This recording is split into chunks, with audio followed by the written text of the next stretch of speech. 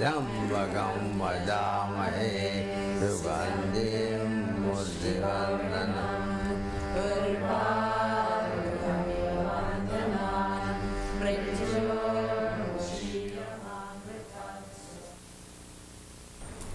Everything you say, it all works. It's all real. When you talk about different things, the next day I keep hearing the things that you say and experience them in real life. Not just hearing it or thinking about it. It's so wonderful when you're here. Wow, becoming very wise. You are becoming very wise.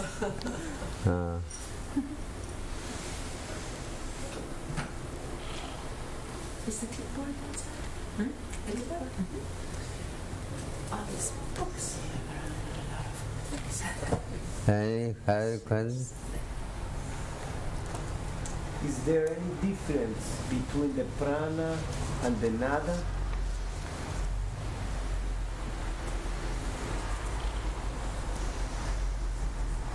Same thing. Same. Prana is pretty basic. When prana is manifested, then it becomes nada. Then it becomes nada.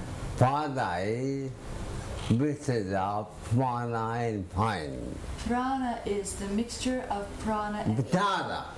Of nada. Nada is nada and mind. Nada is the mixture of prana and mind.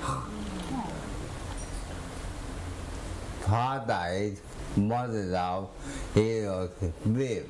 And nada is the mother of radio waves. It's the mother of Gayatri mantra. Mother of the Gayatri mantra. Nada is mother of home. Nada is the mother of Om. Nada is many gods. Nada is the manifested God.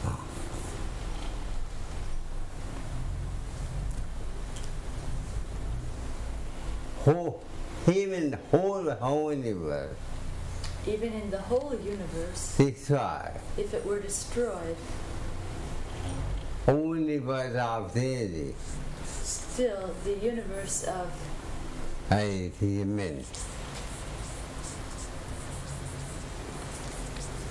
Heaven. Of energy remains. Plasma. How party night of pure energy. What is the sign of pure energy? Hey. Energy? Pure energy? Vibration. Vibration is. Vibration. You can hear. And you can hear that vibration. Vibration to highest moody. Vibration is the natural beauty of Akasha. Of Akasha. Akasha.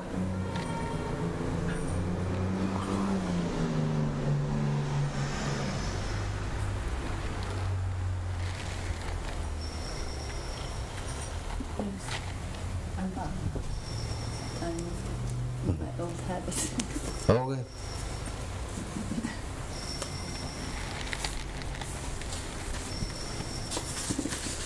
Here.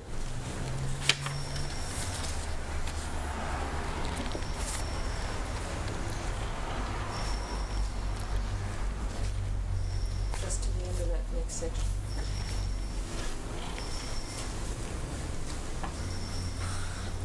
This is another section from Guruji's book, the textbook of Yoga Psychology, and it's entitled Evolution and Involution Depend on Interaction of the Gunas.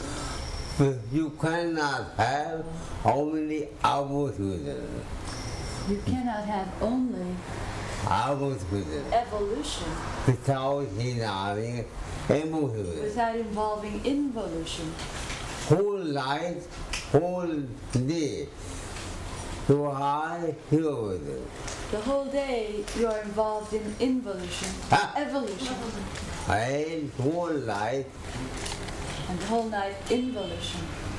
I will tell you, life, It's just like all day taking things out, like things from your pocket.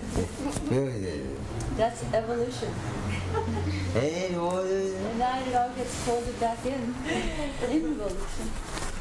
I go there, I go, Psychoanalysis, I go there. taking out psychosynthesis. Pranati, one way not. One way alone does not work. I go Pranati, Psychoanalysis, taking out. taking out. I go there, Psychosynthesis, taking it. taking in. Daytime, daytime, The daytime psychoanalysis. is like psychoanalysis. Nighttime, Nighttime psychosynthesis. and psychotherapy, And psychotherapy find here by means of fit, when by means of with, and time, the individual I am transfer, is transformed and finally time, into the cosmic I am. and the God psychotherapy. This is called psychotherapy. As for Therefore, find the basis when you meditate, to have the here soul, you have the natural psychoanalysis, psychoanalysis, psychosis, psychosynthesis, and psychotherapy. and psychotherapy. But the psychology, method,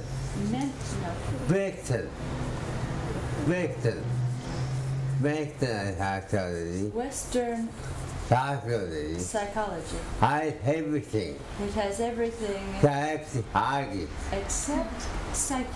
Then, what type of psychoanalysis? Then what kind of psychoanalysis will you have? Psychotherapy. Psychosynthesis and psychotherapy when you have no psyche.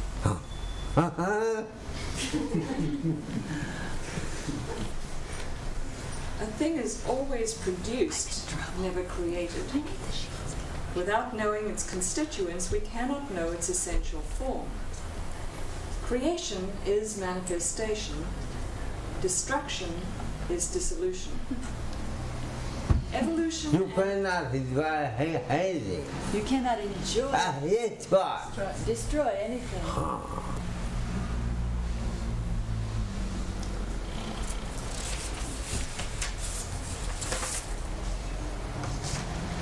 Evolution and involution depend on absence and presence of counteracting forces of gunas. A thing is manifested when impediments are removed. The form of a thing which is manifested is sattva. The force which brings manifestation is rajas, and the inertia which keeps all components of matter together in a mass is tamas. Psychologically, sattoguna represents the instinct of life, tamoguna represents the instinct of death, and rajoguna represents the struggle between the two. Everything in this world has its three existences. First, sattva, essential and ideal existence, which it is striving to realize. Secondly, rajas, existence of energy within it, by which it is striving to overcome mortality, death instinct, and to obtain immortality and life. And third, tamas, its actual setting, mass, and inertia, which it tries to escape. Every phenomenon, without exception, consists of the following three qualities: intelligence, energy, and inertia. In every union, these are essential constitutive forces. The sattvic essence of a thing is that by which it manifests itself to intelligence. Nothing exists in this universe without such manifestation. This cosmic sattva is called cosmic intellect, samasti buddhi. This essence does not possess mass. It is beyond the law of gravity. It does not offer resistance, nor does it do work. The element of tamas, mass, matter, stuff, inertia, offers resistance to motion as well as to conscious reflection. Intelligence stuff, sattva, and matter stuff, tamas, cannot do any work because they are devoid of productive energy in themselves. All motion comes from rajas, the principle of energy, which overcomes the resistance of matter stuff and presents an open field for the intelligence system, for conscious reflection, regulation, and adaptation. Activity, motion, which is creative energy of the universe, has no meaning apart from something that resists activity. I will have accident. If you have an Accident. accident, Accident. Intelligence. if you have intelligence,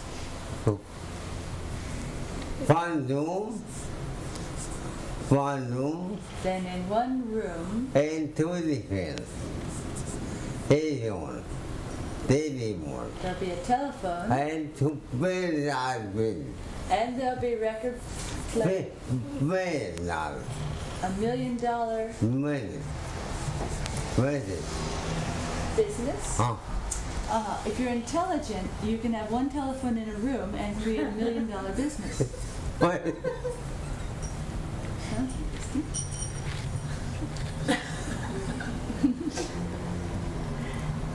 Every action is according to the resistance presented. Every reaction is proportionate to action, and every action is proportionate to resistance. Rajas is the active phase, and tamas is the passive phase of a thing. Every active state and every inactive state serve some rational end. This rational end, or consciousness, is the sattvic aspect.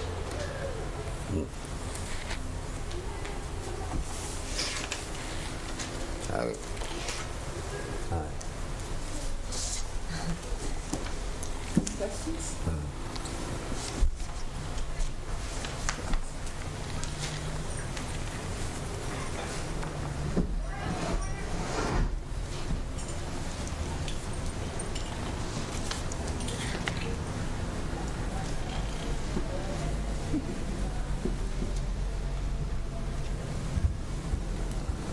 Witnessing. When you you just got focused, Guruji. You just did a nice shift with the camera. Oh.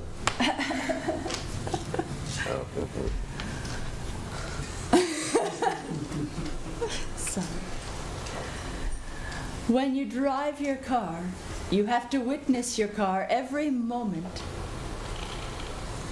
Even one moment's mistake is enough to create accident for you and others. Mistakes are not planned, they happen. If you're planning to do a mistake, then it is not called a mistake. It is a conspiracy. And this means doing it intentionally. Intentional mistakes can make you a conspirator because you are against somebody. If you do any mistake more than once, it is called a blunder mistake. And any mistake involves more than one person. The mistake of a pilot can create an airplane accident in which all passengers seated on the plane are destroyed. The root cause of all mistakes is misuse of the body and mind.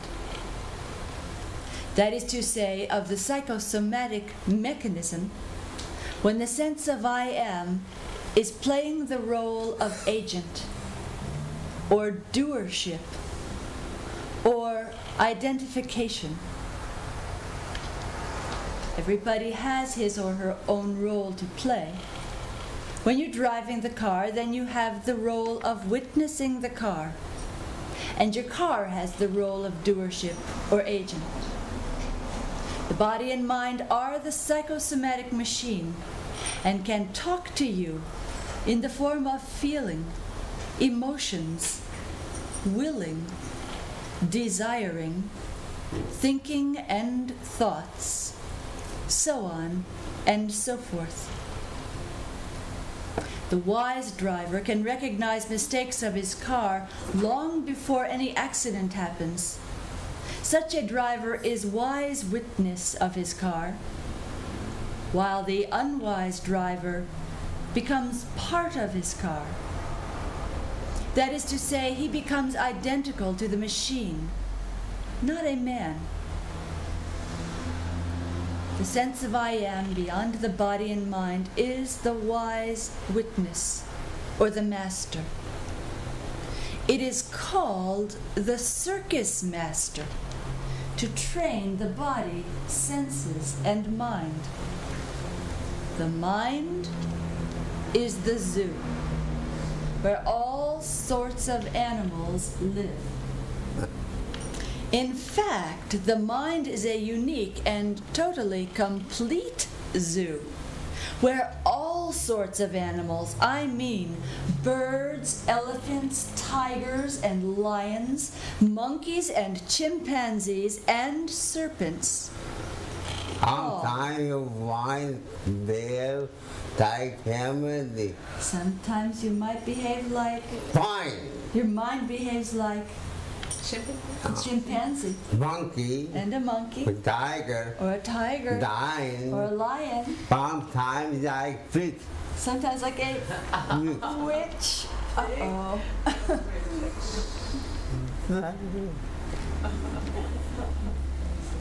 Life is a circus. Especially the so-called family life, where the circus master or family master plays the wonderful role of training all family members so that they should behave with great discipline in the family life and outside as well.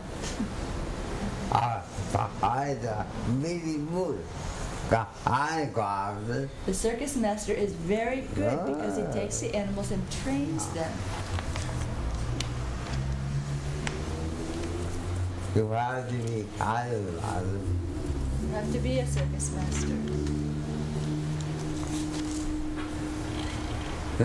You know, you will fight how do you are with it. No doubt, your wife has to be cooperative. Otherwise it doesn't work. She has to be trainable.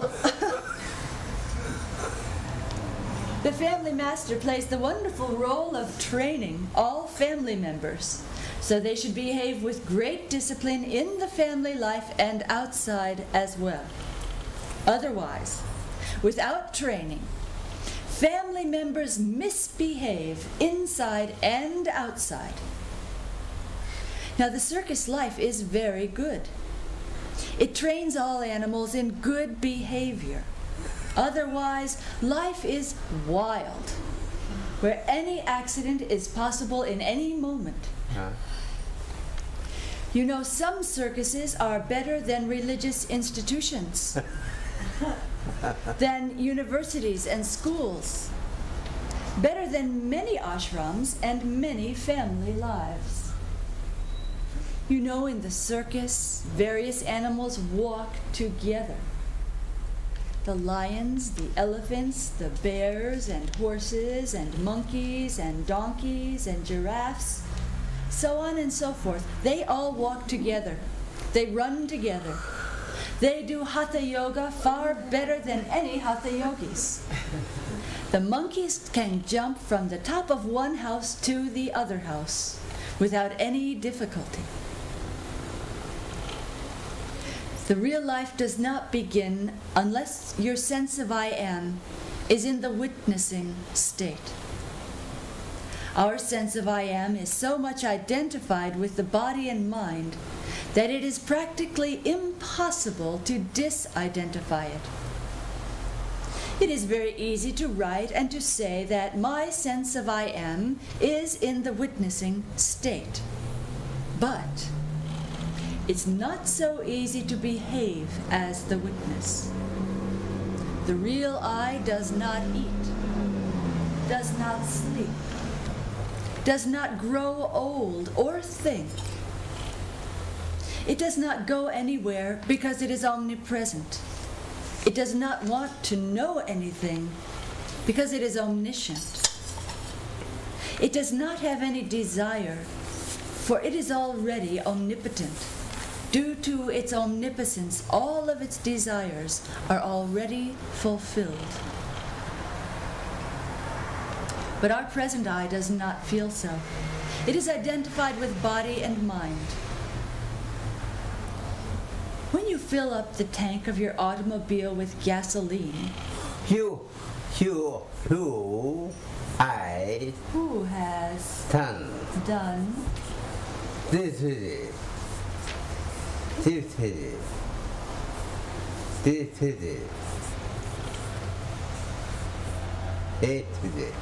who has done until today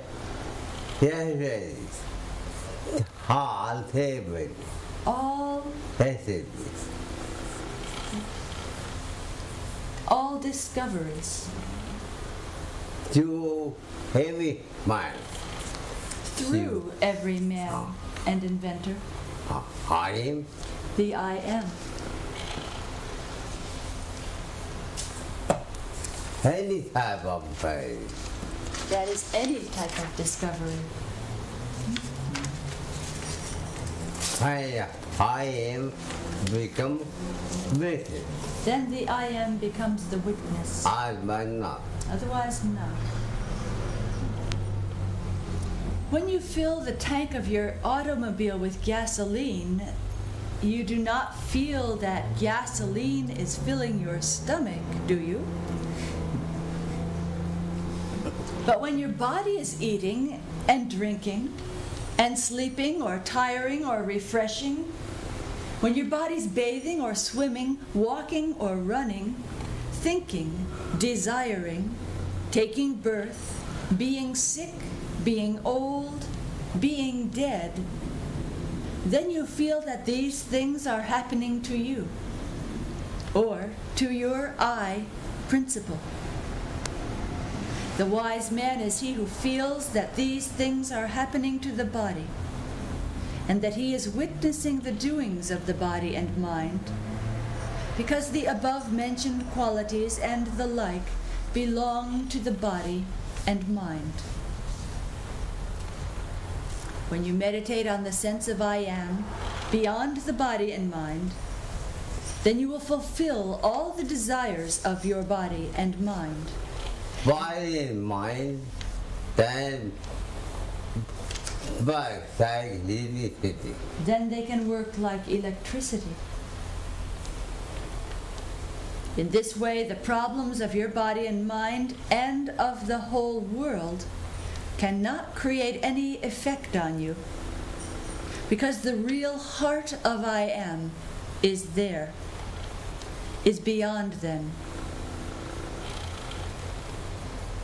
Now, I want to explain this most complicated fact of witnessing by the following story. Once upon a time, on the shore of the sea, there was a great rose apple tree, which was never without fruits. On that tree was the home of a monkey whose name was Red Face. Avoid eating fruit. Always eating red fruits. And apple. He had red apples from his rosy red apple tree. He became Mr. Red Face. The monkey always lived there because he liked a meditative life. He was very kind and compassionate and philanthropic. He was doing Hatha Yoga all day and Mantra Yoga, Kundalini Yoga. He was into Tantra Yoga and Shaktipat, Laya Yoga, Integral Yoga, Sankirtana Yoga, and he did Agnihotra morning and evening. Now one day, a crocodile named Terrible Face crawled out of the ocean under the tree on the soft sand, and he arrived there. The monkey, Red Face, said, "You are my honorable guest, sir. Please be kind and accept my hospitality. Pray, eat these rose apples which I will throw to you. You will find them like nectar. You know the proverb, fool or scholar, let him be pleasant or hideous to see, is a guest when offerings are given, and he is a useful bridge to heaven. Ask not his home or reputation, his family or his reputation, but offer thanks and honor, for so prescribes the Book of Wise."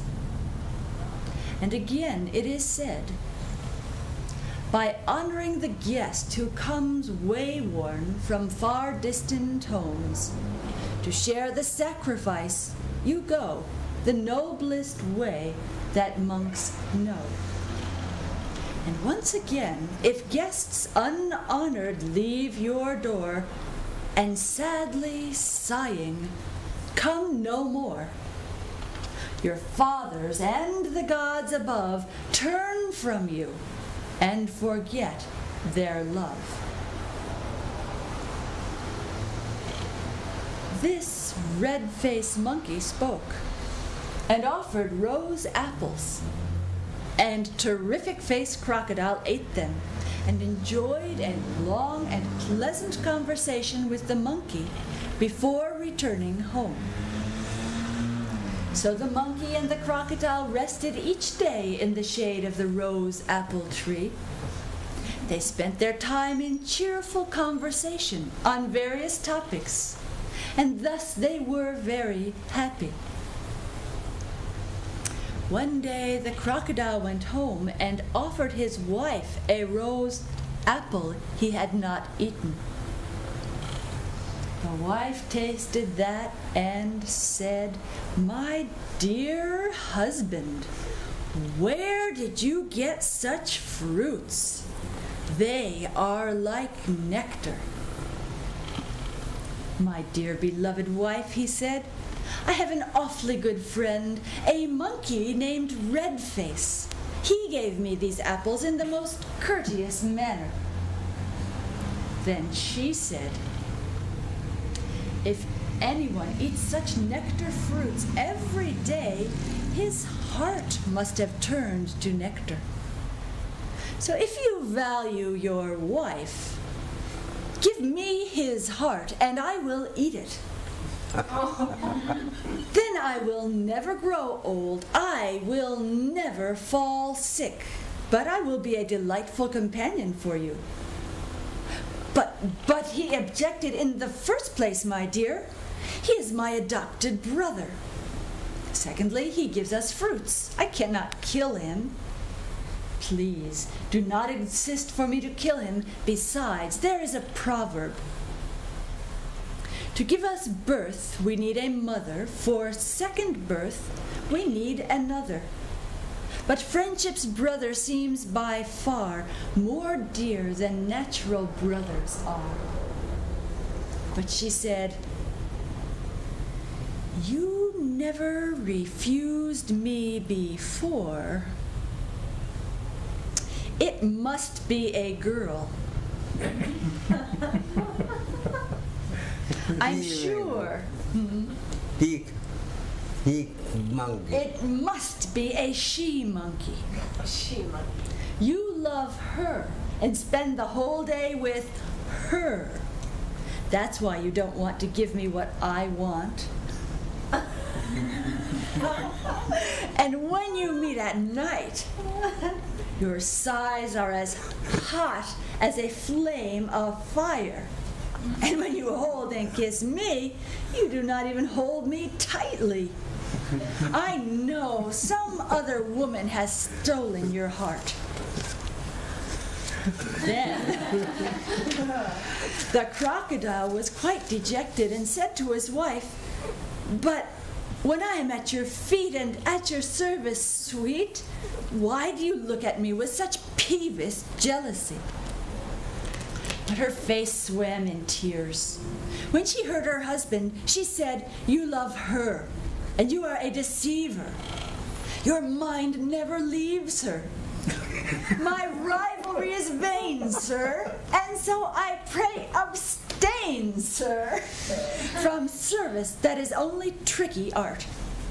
Besides, if you do not love her, then why don't you kill her? For my sake, when I ask you. And if it's really a he-monkey, then why should you love him? Enough. Unless I eat his or her heart, I shall starve myself to death in your house." Oh boy. When he saw how determined she was, he was distracted with anxiety.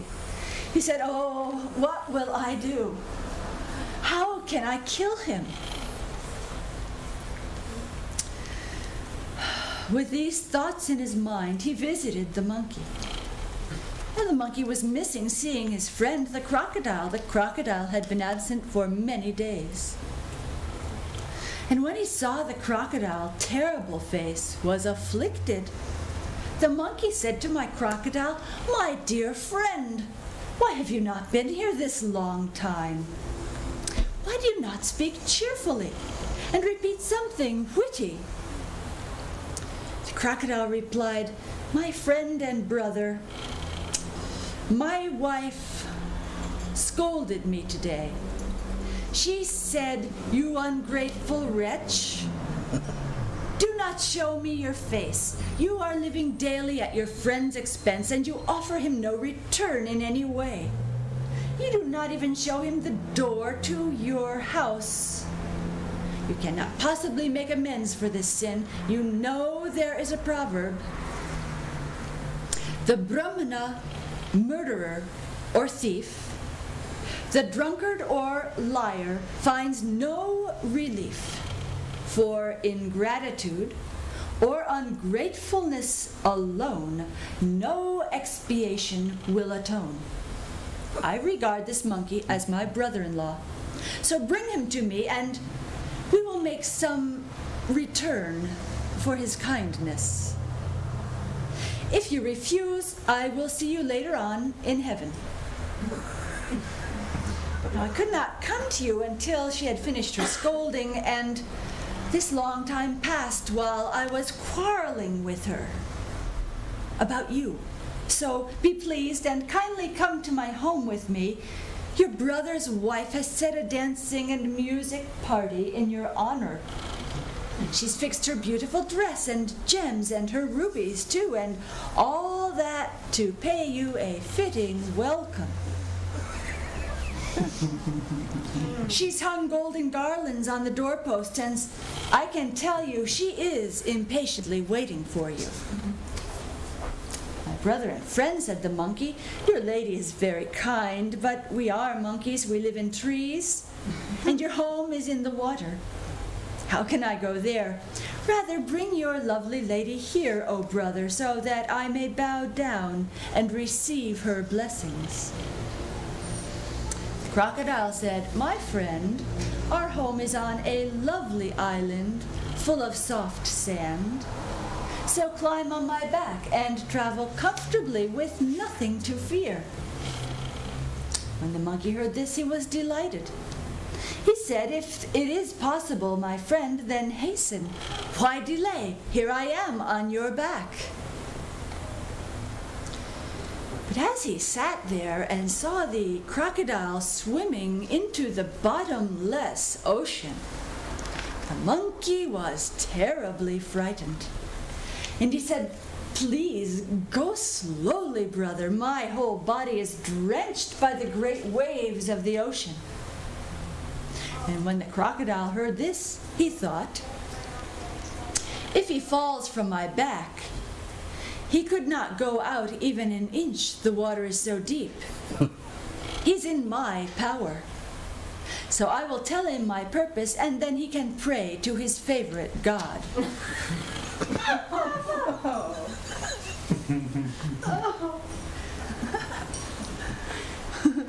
Brother, said the monkey, what harm have I done to you or to her? Why have you planned to kill me, who am an absolutely innocent and sinless one? Well, replied the crocodile, those nectar-like fruits tasted so sweet. My wife began to long to eat your heart. That's why I have done this. Then the quick-witted monkey began mentally repeating mantra. Om Namah Shivaya. And he said, if that is the case, sir, then why didn't you tell me when we were on the seashore? For then I might have brought with me another heart. Very sweet indeed, oozing with juice. That heart I always keep in a hole in the rose-red apple tree in a private place in my tiny temple, which is hanging inside the leaves of the rose-red apple tree. As it is, I am forlorn at this heart's being taken to her in vain, without going with my sweetheart. When the crocodile heard this, he was delighted. He said, if this is so, my dear friend, give me the other heart, and my cross wife will eat it and give up starving herself. Now I will take you back to the rose-red apple tree. So the crocodile turned back and swam toward the rose-red apple tree, while the monkey murmured 100 mantras and prayed to every god of every religion. And when at last he came to the seashore, he hopped and jumped further and climbed up the rose-red apple tree. And he thought, hooray, my life is saved. This is my real rebirth. Surely the proverb is a good one. We dare not trust a rogue, nor must trust in those deserving trust, for danger follows. We fall destroyed and ruined, roots and all. So, today I am born again. The crocodile waited a long time. He said, hey, my friend and brother, give me your sweetheart, so that my wife may eat and give up starving herself. Then the monkey laughed and scolded him, saying, you fool, you traitor. How can anybody have two hearts? Go home. Never deceive anybody again, and never come back under the rose apple tree. Do you know what is that ocean? Who is that crocodile?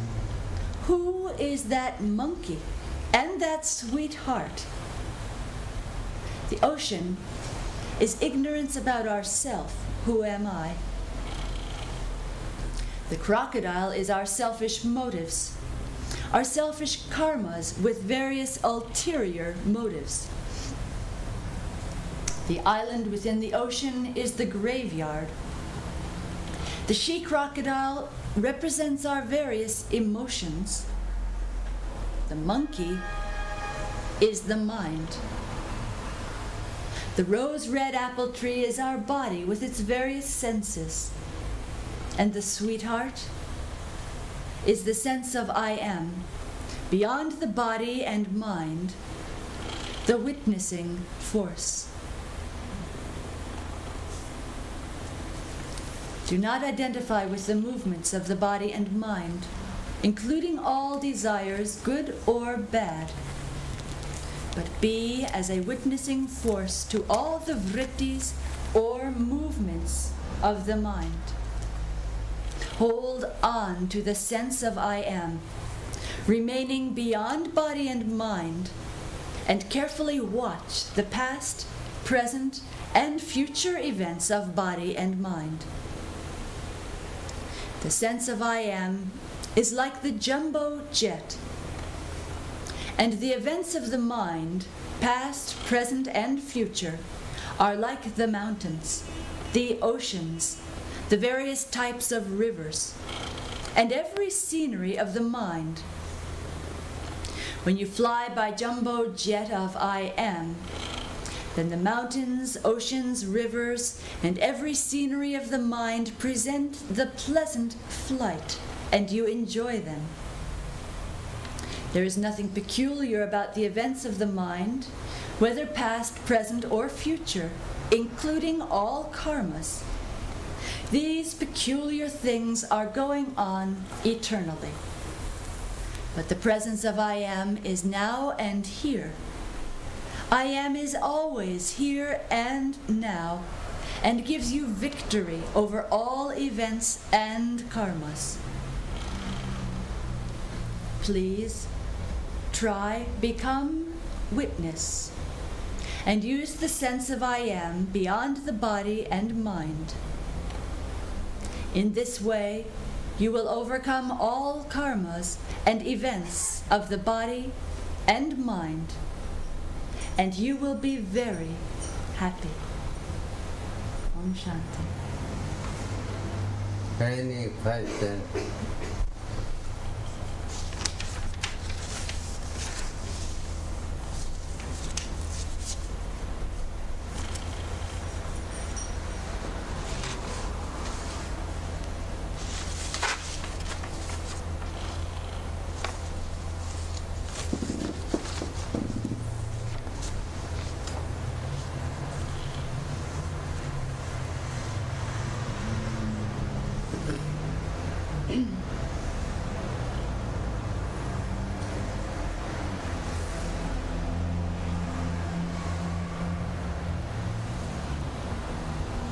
You have your Guitar, huh? Sharda, Huh? or zither? Huh? Hey? Sharda, next to you. Hey?